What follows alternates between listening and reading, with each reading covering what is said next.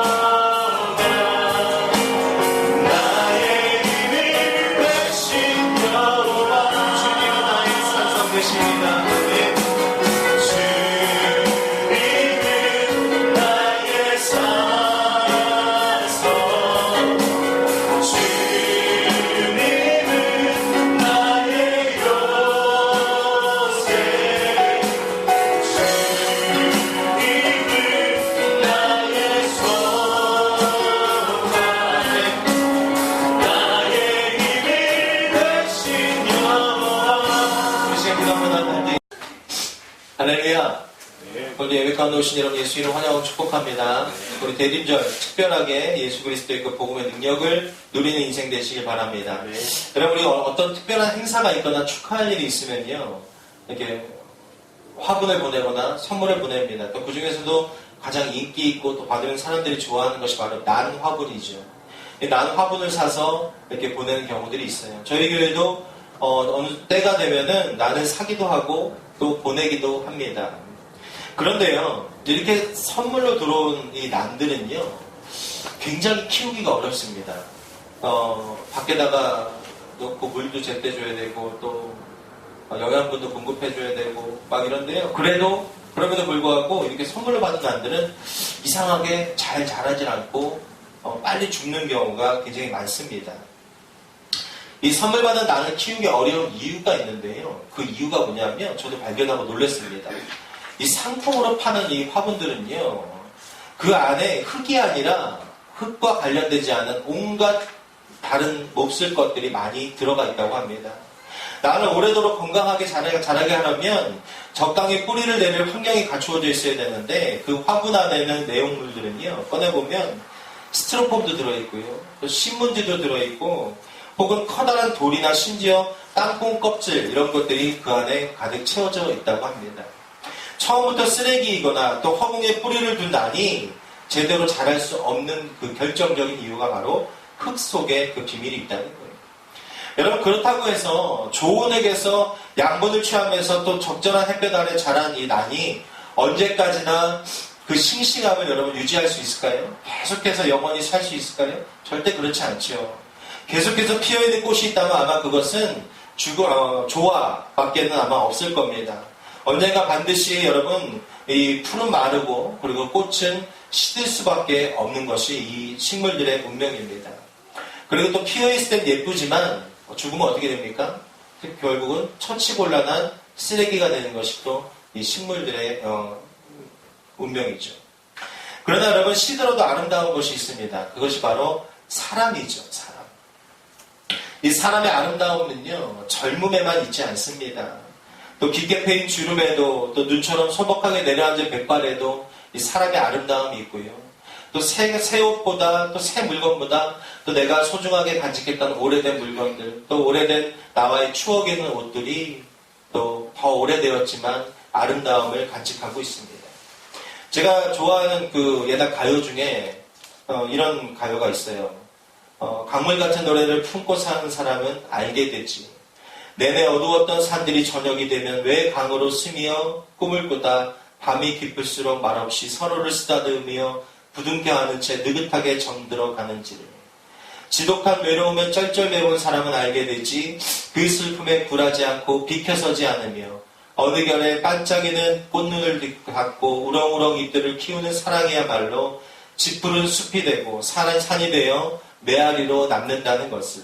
누가 뭐래도 사람이 꽃보다 아름다워. 이 모든 외로움 이겨낸 바로 그 사람이라는, 바로 사람이 꽃보다 아름다워라는 그런 노래입니다. 여러분, 이런 의미에서요, 오늘 본문에 나오는 이 세례 요한은요, 꽃보다 아름다운 사람이라고 말할 수 있습니다. 자, 2절부터 4절의 말씀 함께 같이 읽어보겠습니다. 시작. 자, 이사야의 글에 보라, 내가 내 사자를 내 앞에 보내노니 그가 내 길을 준비하리라. 광야에 외치는 자의 소리가 있어 이르되 너희는 주의 길을 준비하라. 그의 오실 길을 곱게 하라. 기록된 것과 같이 세례 요한이 광야에 이르러 죄사함을 받게 하는 회개의 세례를 전파하니. 아멘. 그는요, 아무도 찾지 않는 그 광야에서, 그리고 요단의 강물을 온몸으로 맞으면서 희망을 노래하는 인생을 살고 있었습니다. 인간을 향한 하나님의 꿈과 계획, 그리고 사람을 향한 이 사랑을 요한은요, 목이 터져라고 광야에서 외치는 그런 인생이었어요. 그의 옷은요, 궁전이나 그리고 예루살렘 거리를 활보하고 다니는 그 지도자들의 옷처럼 화려하지도 좋은 옷도 아니었습니다. 그가 입고 있었던 이 낙타 털 옷은요, 우리들이 생각하는 그런 좋은 가죽 옷도, 그리고 또 패션을 이끄는 최신 아이템도 아니었어요.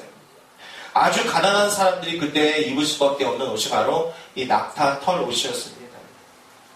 그가 허리에 맨 이 가죽띠는요, 허리를 돋보이게 하는 장식이 아니라 그저 몸에 옷을 고정할 수 있는 그런 가죽끈에 불과했습니다. 그의 집은 어디라고 기록됩니까? 광야였습니다. 그의 집은.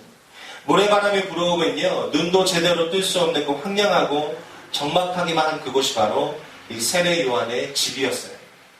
그러나 여러분, 그런 거친 환경에도 불구하고요, 요한은 아름다운 사람이다라고 말할 수 있습니다.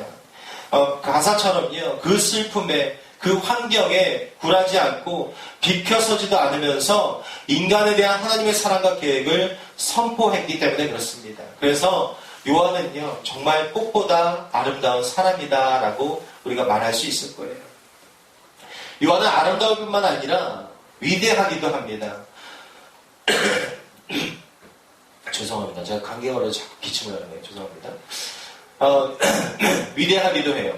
하나님께서 선택하신 사람이기 때문에 그렇죠. 말라기 선지자도 그렇고 이사야 선지자도 예언했던 사람이 바로 이 세례 요한이었습니다. 요한은 말라기 선지자 이후에 400년 동안에 하나님과 인간 사이에 침묵의 공간, 그런 기간이 있었는데 그 침묵을 깨고 하나님의 말씀을 예언하기 시작한 그런 위대한 사람입니다.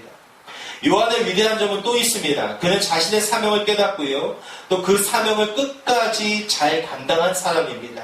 하나님께서 물로서 세상을 심판하기로 작정하셨을 때에 하나님의 음성을 들은 유일한 사람은 바로 노아와 그의 가정이었어요. 불과 유황으로 소돔과 고모라를 심판하실 때에 하나님의 은혜를 입은 가정은 유일하게 룻의 가정밖에는 없었습니다. 400년 동안 그 어떤 사람도 듣지 못한 하나님의 음성을 듣고 또 하나님께서 원하시는 인류를 선택받았다는 것은 여러분 단지 부르심만으로는 가능한 것이 아닙니다.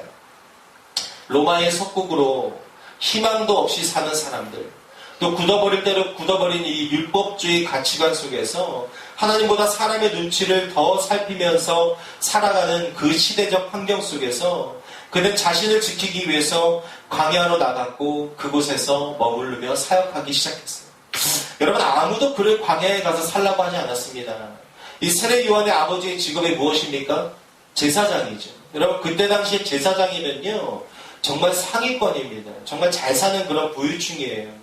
근데 이런 제사장의 아들을 그 아버지가 광야로 그렇게 내밀고 낙타 옷을 입고 그리고 가죽띠를 메고 그렇게 살아가도록, 광야에 살아가도록 그렇게 놔두지 않았을 겁니다. 그럼에도 불구하고 그는요, 세상에서 들려오는 소리에 귀를 닫고 오직 하나님의 음성을 듣기 위해서 광야를 선택하고 그곳에서 사명을 감당했습니다. 요한은 자신의 사명을 알았을 뿐 아니라 그 사명을 감당하기 위해서 앞에 기록된 것처럼 남들과 다른 헌신과 수고와 희생들도 마땅히 감당을 했어요. 또한 요한은요, 굉장히 겸손한 사람이었습니다. 광야에서 외칠 때 많은 사람들이 그의 말을 듣기 위해서 광야로 갔다라고 기록하고 있어요. 지금으로 따지면 광야의 대형교회입니다. 광야의 대형교회 담임 목사님인 거예요. 굉장히 많은 사람들이 그곳에 모여들었고 요단강에서 죄사함을 받게 하는 그 세례를 베풀게 되면은 더 많은 사람들이 그에게 머리를 숙였어요. 심지어 당시의 종교 지도자들까지도 여러분 그의 말에 귀를 기울이고 예수를, 하나님을 믿는 그의 말 가운데 복종하는 그런 일들이 일어났습니다. 대중의 지지를 받고요, 이렇게 많은 사람들이 그를 붙잡았음에도 그는 여러분 교만해질 법도 합니다. 여러분, 많은 사람들이 나를 따르고 그리고 지지하면요, 사람은 교만해질 수밖에 없어요. 그럴 법도 한데 그는 개인적인 이익과 욕심을 따라서 살지 않았어요. 그리고 자기 주변부터 정리하고 검소하고 또 청빈한 삶을 유지하며 살았습니다. 6절 말씀 보십시오. 요한은 낙타털 옷을 입고 허리에 가죽띠를 메고 메뚜기와 석청을 먹더라 라고 기록되어 있어요. 여러분, 그가 먹은 메뚜기와 이 석청은요, 오늘날에 사람들이 가끔 건강식으로 찾는 그런 건강 음식이 아닙니다. 주로 가난한 사람들이나 자연재해로 인해서 도저히 먹을 것이 없던 사람들이 그때 당시에 먹을 수밖에 없었던 일종의 대형 식품이 바로 이 메뚜기였습니다. 석청 역시 마찬가지예요. 우리가 부러워할 만한 그런 음식이 아니죠. 메뚜기와 석청은요, 생존을 위해서 최소한 공급할 수 있는 그런 바로 최소한의 음식이었습니다. 이렇게 검소하고 청빈한 삶을 유지했던 것은요, 로마의 착취와 억압 속에서 살아가던 이스라엘 이 사람들의 기대에 부응하기에 그의 인생이나 그가 감당하는 것들, 희생하는 것들, 이런 것들은 사람들 보기에 아주 충분해 보였습니다. 곧 지금으로 보면은 굉장히 큰 교회 목사님인데도 청빈하게 살아가고 정말 가난하고 검소하게 살아가는, 그리고 사람들에게 본이 되는 여러분 그런 굉장히 훌륭한 목회자의 모습이었다는 거예요. 이렇게 검소하고 청빈한 삶을 유지했던 것, 여러분 이 삶 가운데 사람들이 몰리기 시작했고 그의 말씀에 사람들이 귀를 기울이게 됩니다. 오늘 본문을 보시면요, 이 요한에 대한 묘사가 많이 나와 있습니다. 그리고 마가복음의 시작 자체가 이런 세례 요한의 위대함에 대해서 많이 이야기하고 있어요. 그러다 보니까 우리는요, 이 마가복음의 시작, 이 마가복음의 이 가장 1장의 가장 시작 부분이 마치 세례 요한의 위대함, 그리고 사역자로서, 그리고 우리가 그리스도인으로서 주의 길을 예비하는 자로서 이렇게 우리가 세례 요한처럼 살아가야 된다라는 그런 기록이 되어 있는 것으로 우리가 볼 수 있습니다. 그래서 그런지 여러분 주님의 오심을 기다리는 이 대림절 절기에 1장 8절 본문은요, 많은 경우에 세례 요한에 초점을 맞추고 있는 아주 적절한 본문이라고 볼 수 있어요. 얼마나 요한이라는 인물이 독특한 인물이었고 또 그의 외모가 엘리야와 닮았음을 이야기해주며 두 사람을 비교하기도 합니다. 여러분 마가가 자신의 복음서 첫머리에 요한의 이야기를 소개한 것도요, 그만큼 요한이 중요하다는 것을 이야기하고 싶어서, 그의 삶이 참 대단한 사역자였음을 이야기하고 싶어서 기록한 것처럼 보여집니다. 그러면 정말 마가의 목적이, 의도가 그랬을까요? 그렇지 않습니다. 마가는요, 오히려 복음이 인간에게서 오지 않는다는 것을, 복음은 인간으로부터 비롯되지 않는다는 것을 말해주고 있습니다. 아무리 세상에서 위대한 인간이라도, 아무리 칭송받고 인정받는 그런 인간일지라도 하나님의 아들을 예비하는 역할밖에는 될 수 없다는 것, 하나님의 아들의 오심을 준비하는 그 역할밖에는 될 수 없다는 것을 말하고 있는 거예요. 자신과 같이 예수님에 대해서 참으로 잘 알고 있는 이 사도들도 결국에는 예수님을 드러낼 수 있는, 복음을 전할 수 있는 일로 만족해야 되는 삶이었을 뿐이고, 그것으로 충분히 존재하는 의미가 있음을 마가복음을 읽게 될 많은 사람들에게 이야기하고 싶었던 겁니다. 여러분 영화를 찍거나 드라마를 찍을 때 보면요, 감독은 꼭 이렇게 외치죠. 조명, 카메라, 액션, 이런 순서로 외칩니다. 조명, 카메라, 액션. 그 소리를 들으면요, 연기자들은 어떻게 합니까? 맡은 연기를 시작하게 되죠. 왜 언제나 조명, 카메라, 액션 이렇게 외친지 아십니까? 한 번의 시도가 그 장면을 성공적으로 촬영할 수 있냐 없냐에 굉장히 크게 달려있기 때문에 그래요. 그래서 잘 준비해야 되기 때문에 그렇습니다. 조명이 중요한 이유는 무엇입니까? 빛이 너무 밝게 비치면 어떻게 보여요? 이 연기자들의 얼굴이, 그리고 연기자들의 눈이 부셔서 제대로 연기를 할 수 없어요. 또 반대로 빛이 너무 어둡게 비치면 어떻게 됩니까? 연기자들의 그런 세심한 표정 연기나 이런 감정 표현들이 제대로 드러나지 않습니다. 여러분 카메라 역시 뭐예요? 중요한 것은 연기의 흐름을 제대로 잡기 위해서는 카메라가 정확한 위치에 그 분위기를 잘 타서 제대로 잘 비춰줘야 됩니다. 각도를 잘 유지해야 돼요. 이를 위해서 감독은 카메라의 위치를 정해주면서 카메라가 기사가 언제 클로즈업을 하고 언제 줌인을 해야 될지를 사인을 하면서 이끌어가죠.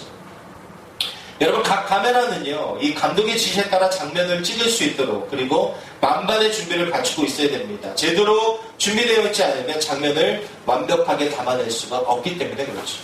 이 모든 준비가 완료되면 감독은 이렇게 외칩니다. 카메라, 조명, 액션 이렇게 외칩니다. 마가는요, 오늘 요한을 통해서 이렇게 지금 외치고 있는 겁니다. 실상 준비됐습니까? 자, 그럼 이제 시작하겠습니다 라고 외치고 있는 것이 이 마가복음의 1장의 내용이에요.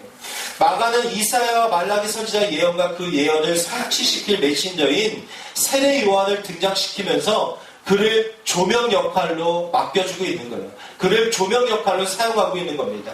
요한은 이제 세례를 통해서 사람들로 하여금 메시아의 등장을 준비하도록 할 뿐 아니라 오시게 될 메시아에 대한 그런 메시지를 선포하고 있다는 거예요.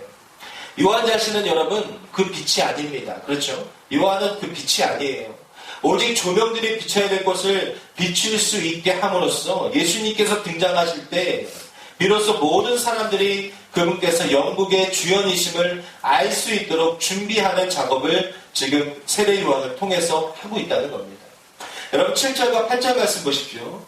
그가 전파하여 이르되 나보다 능력 많은 신이가 내 뒤에 오시나니 나는 굽혀 그의 신발끈을 풀기도 감당하지 못하겠노라. 나는 너희에게 물로 세례를 베풀었거니와 그는 너희에게 성령으로 세례를 베푸시리라. 아멘. 사람들이 아무리 자신을 주목하고 자신에게 어떤 기대를 품고 몰려온다 할지라도 요한은 자신은 주인공이 아니다라는 것을 이야기하고 있습니다. 자신은 복음이 아니라는 것을 분명하게 말해주고 있다는 거예요. 내가 사람들을 회개시키고 사람들에게 성령의 이름으로 세례도 주고 모든 것을 다 하지만 나는 그렇지만 이 복음의 이 회개의 주인공이 아니다라는 거예요. 그리고 복음은 아무리 뛰어난 영성을 가지고 있다 해도 복음은 세상 사람들의 존경과 신망을 받는다고 할지라도 여러분 복음은 세상 모든 사람들보다 청빈하고 겸손하게 살지라도 인간을 통해 오는 것이 아니라는 것을 하나님은 마가복음 1장을 통해서 분명하게 이야기해주고 밝혀주고 있다는 겁니다. 여러분 마가가 1절에서 복음에 대한 이야기를 하면서 위대한 세례 요한을 등장시킨 이유도 바로 여기에 있습니다. 이 구약에 무수하게 많은 이 기라성 같은 선지자들을 생각나게 하는 여러분 이 사람이라도 그는 결국 예수님의 길을 준비하는 사람에 불과하다는 것을 이야기해주고 있다는 겁니다. 1절 말씀 보십시오. 이렇게 시작하죠. 하나님의 아들 예수 그리스도의 복음의 시작이라 라고 1절은 시작합니다. 복음의 시작은 어디로부터라고요? 하나님의 아들 예수 그리스도로부터 복음이 시작된다는 것을 1절부터 마가는 명확하게 밝히고 들어갑니다.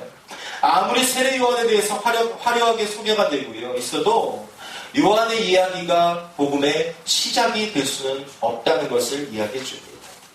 여러분 예수 그리스도가 분명히 복음이고요. 그래서 예수님이 사람이긴 하지만 사람의 몸으로 비록 이 땅에 오셨지만 하나님의 아들로서 즉 하나님으로서 활동을 시작하심을 말하고 있는 부분이 바로 마가복음 1장 1절의 내용이라는 겁니다. 당시의 사람들이 그리고 우리를 포함한 이 오는 세대의 사람들이 발견해야 될 것은 무엇입니까? 결국 예수님이라고 마가는 처음부터 강하게 외치고 들어가는 장면이 바로 1장 1절의 내용입니다. 요한은 이것을 너무나도 잘 알고 있었습니다. 그래서 요한은 자기보다 예수님의 능력이 많으실 뿐만이 아니라 성령으로 세례를 베푸실 분이라는 것을 말해주고 있어요.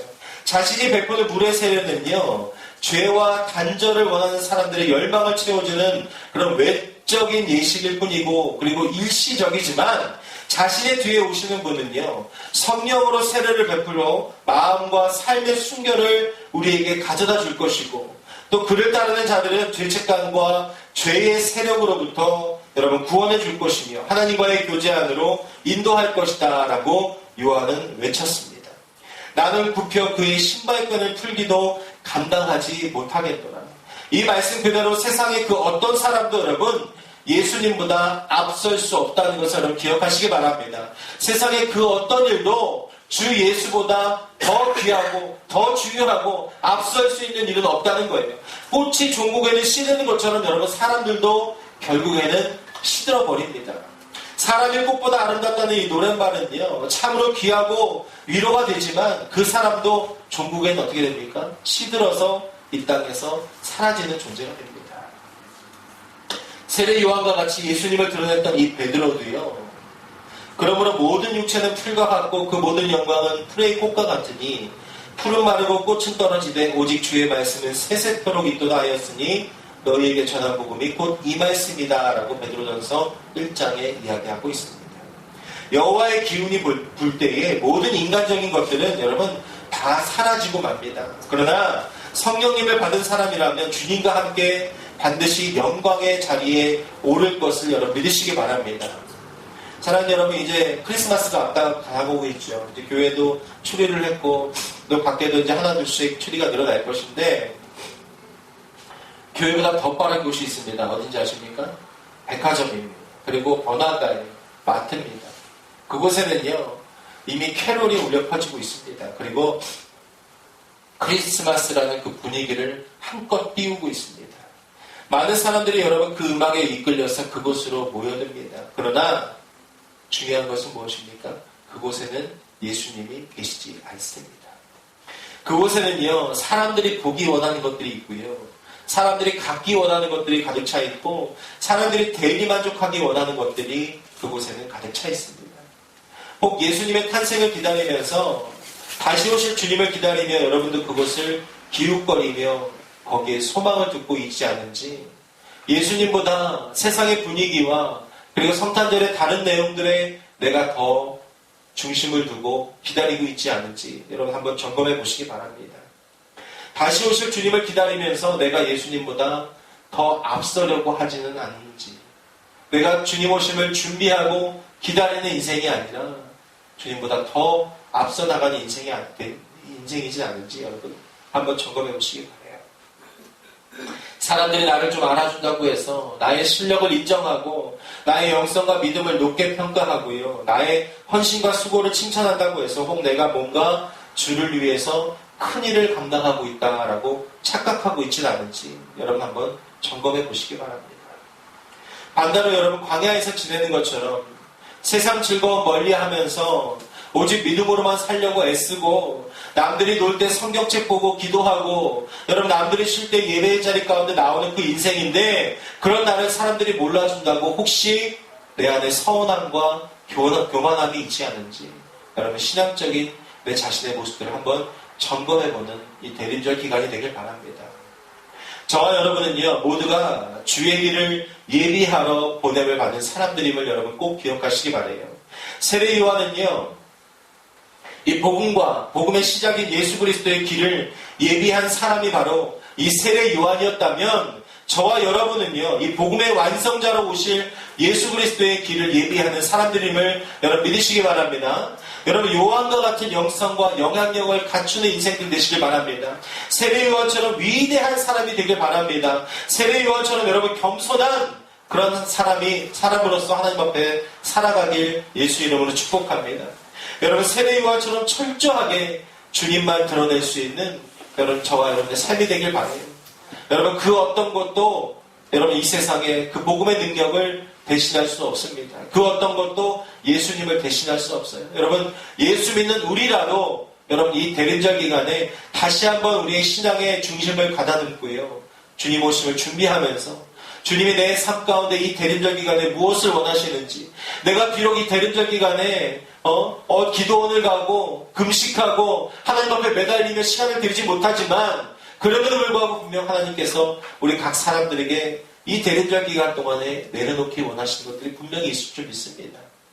여러분 그것을 발견하십시오. 그것을 발견하시고 내가 내 안에 있었던 하나님의 내려놓기 원하셨던 것들, 주님보다 앞서 나갔던 것들, 주님보다 내가 더 교만했던 것들, 주님보다 더 큰 영광을 받으려고 했던 나의 모습들 다 내려놓으시고, 올 성탄절은 정말 하나님이 기뻐하시고, 그리고 우리 안에도 정말 축복이 넘치고 기쁨이 넘치는, 감사가 넘치는 여러분 그런 성탄절을 준비하고 맞아보시길 예수 이름으로 간절히 축복합니다. 하나님이 원하시는 것이 무엇인지 여러분 꼭 발견하시고 세례 요한처럼 철저하게 예수 그리스도만 드러낼 수 있는 저와 여러분의 삶이 되시길 예수 이름으로 간절히 축복합니다.